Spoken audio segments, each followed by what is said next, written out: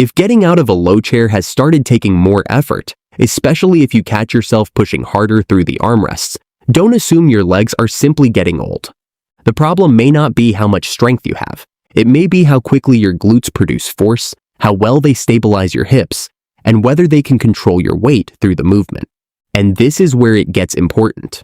Strength is how much force a muscle can produce. Power is how quickly you can call on that force when you actually need it. That difference matters more than most people realize.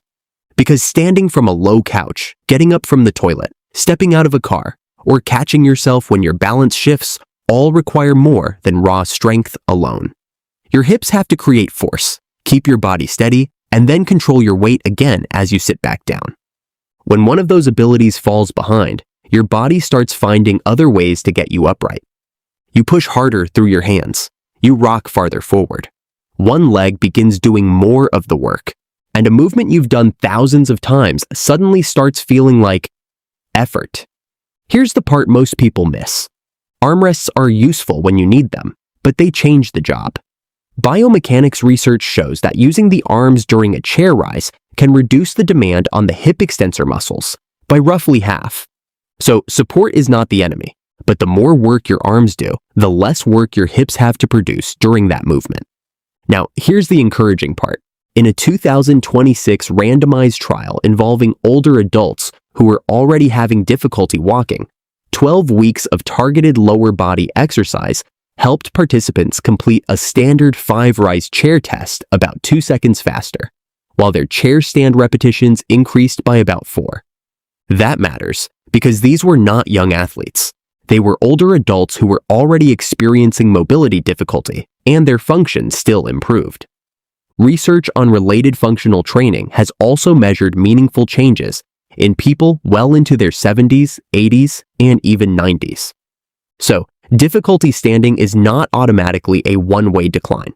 So today, I'll show you 3 glute movements that train the things standing actually requires.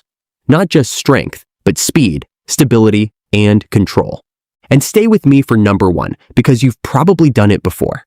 But there's one part of the movement most people completely throw away, and that may be the most useful part. Let's start with number 3, the standing hip extension, performed with power intent. It doesn't look impressive, but what it does inside your body absolutely is. You may have seen this movement before. Most people simply move the leg backwards slowly and assume the goal is to lift it as far as possible. But today, the range is not what matters. The intent is. Research in older adults suggests that muscle power, the ability to produce force quickly, can decline differently from maximal strength. And in one systematic review comparing power-focused exercise with traditional, slower resistance training, 10 of 13 direct comparisons favored power training for muscle power or physical function. Here's why that matters more than you might think. You need force quickly when you're halfway out of a chair and your momentum starts fading. You need it stepping onto a curb. And when your balance suddenly shifts, your muscles don't get several seconds to decide what to do. They have to respond. That is the quality we're targeting here. Stand facing a sturdy kitchen counter and hold it securely with both hands. Keep your torso tall. Soften the standing knee slightly, and keep the working leg almost straight. Now, move that leg backward through a small, comfortable range. But here's the difference. Try to initiate the effort briskly while keeping the actual movement controlled. Then, return the leg more slowly. Think, strong intent back, controlled return. And here's where most people go wrong. They hear power and start swinging the leg. Don't. If your torso rocks forward, your lower back arches, or the leg flies high behind you, momentum has started taking over. You are not trying to make this movement bigger.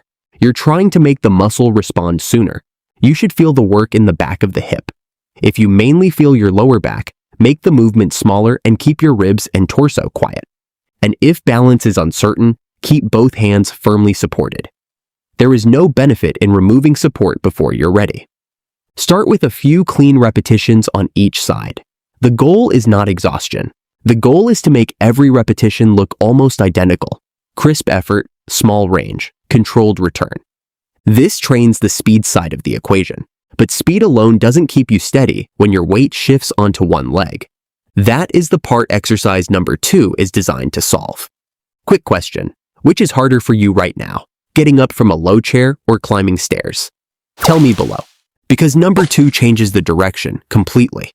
Number 2, the supported lateral step-up. This movement changes the direction completely. Most of your day happens in a straight line. You walk forward, stand forward, and climb stairs facing forward. But when you step around furniture, get out of a car, move onto a curb, or catch yourself to the side, your hips have to control your body differently. That job relies heavily on the gluteus medius, the muscle along the outer side of your hip. In research measuring muscle activity during different step-up variations, lateral step-ups produced greater gluteus medius activation than forward step-ups, with especially strong activity during the lowering phase. Getting your body up is only part of the challenge. Your hip also has to keep your pelvis controlled when most of your weight shifts onto one leg. Stand sideways beside the bottom stair or a low, stable platform. Keep a railing, countertop, or sturdy support within reach. Place the foot closest to the step fully on top. Keep your chest tall and press through that foot as you bring your body upward. Pause briefly, then lower yourself back down with control. Now watch what happens on the way down. If you drop quickly, lean your torso toward the step, or push hard off the foot on the floor, you make the movement easier by letting momentum and the other leg help. Instead, keep your shoulders as level as you comfortably can and let the leg on the step do most of the work. You should feel this around the side and back of the hip. If the knee is taking most of the stress, use a lower step, shorten the range, and keep your knee tracking in the same direction as your toes. Use as much hand support as you need. The goal is not to prove your balance. The goal is to make the hip control the movement cleanly. As that becomes easier, progress with a slightly taller step or lighter hand support, but only if the same controlled pattern stays intact. Now we have trained 2 different qualities. Number 3, trained your glutes to produce force with speed. Number 2, trains your hips to control your body when that force shifts onto one side. But neither one practices the exact moment this video is really about, moving your full body out of a chair. And that is why number 1 earned the top spot. It trains the standing pattern itself. But the most valuable part may happen after you are already standing. During the half of the repetition most people rush through. Number 1, the slow lowering sit to stand. And the detail that changes this exercise begins when you think the repetition is already over. Most people stand up, feel like the hard part is finished, and then drop back into the chair. But that descent is not just the reset between repetitions. It is part of the exercise. When you stand, your glutes and thighs shorten to produce force and lift you against gravity. When you sit back down, those same muscles have to stay active while they lengthen, almost like a braking system controlling your body weight. That is called eccentric control. And if the last few inches are where you normally fall back into the seat, that is exactly the part of the movement we want to own. Researchers have actually built progressive sit-to-stand programs around this idea. In the stand protocol, adults over 65 practiced graded chair rises with controlled lifting and lowering phases, rather than simply standing and dropping back down. And there is another result worth paying attention to. In a small randomized trial of frail nursing home residents between 75 and 94 years old, roughly 10 weeks of progressive strength and power training improved chair stand performance by 66%. Their average power also improved in both the lifting and lowering phases. That study did not test this exact 3-move routine, but it makes one point very hard to ignore. Even in adults well into their 80s and 90s, the ability to produce and control force can still improve. So here is how to turn an ordinary chair rise into something much more useful. Sit toward the front half of a sturdy chair with both feet flat on the floor. Bring your feet close enough underneath you that you do not have to rock several times just to create momentum. Lean your chest slightly forward, press through your feet, and stand smoothly. Once you are upright, pause. Now comes the part I want you to remember. Do not simply sit. Lower yourself. Take about 2 to 3 controlled seconds as your hips move back toward the chair. Think of your glutes and thighs as the brakes. Keep them working all the way down. Then touch the chair gently instead of dropping the last few inches. That last part is where many people lose the movement. They control the first half of the descent, feel the chair getting close, and then switch the muscles off. So make the final few inches the most deliberate part of the repetition. Use your hands if you need them, but use only the amount of help you actually need. The goal over time is not to make the exercise look harder. It is to make the movement feel more controlled. And once the normal version feels solid, there is one more detail you can use. Move one foot a few inches in front of the other before you stand. Now, the rear leg has to contribute more. This staggered stance version is used as a clinical progression between a normal two-legged chair rise and more demanding single leg work. It can also reveal whether one side has quietly been letting the other do most of the job.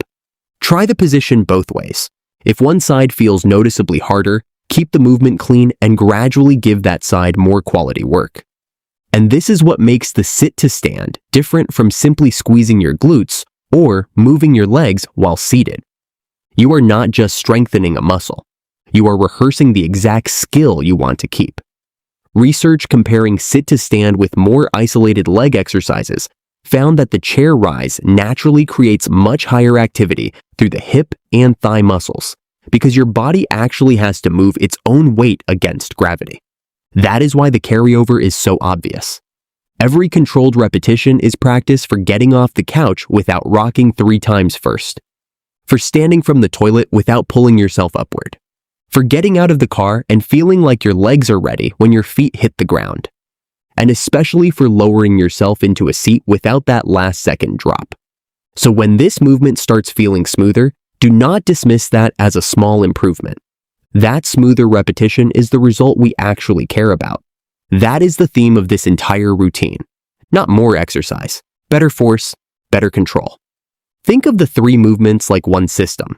The standing hip extension trains the engine, how quickly your glutes can create force. The lateral step-up trains the steering, how well your hips control your body when your weight moves onto one side. And the slow lowering sit to stand trains the brakes, and the real-world pattern itself, getting up, then controlling yourself back down. If you are starting this routine, one clean round is enough to learn it. A few controlled repetitions of each movement done well are more useful than racing through a large number with momentum. Then build gradually as the movements become easier and more consistent.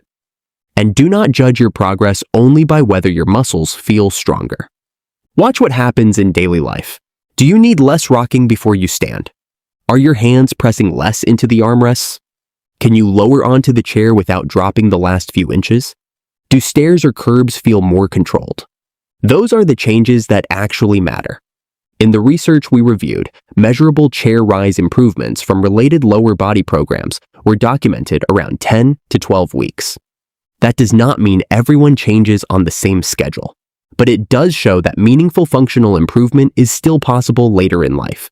So remember the system, train the speed, train the side-to-side control, then train the exact movement you want to keep. Because the goal is not to become good at exercises. The goal is to make standing, stepping, and moving through your day feel more automatic again. And before you go, watch the next video on your screen. 5 wall-supported exercises that challenge your legs in a completely different way. If today was about rebuilding the glutes behind your chair rise, that next video expands the system to your whole lower body. Watch that next, and keep building the strength and control that help you stay capable on your feet after 60.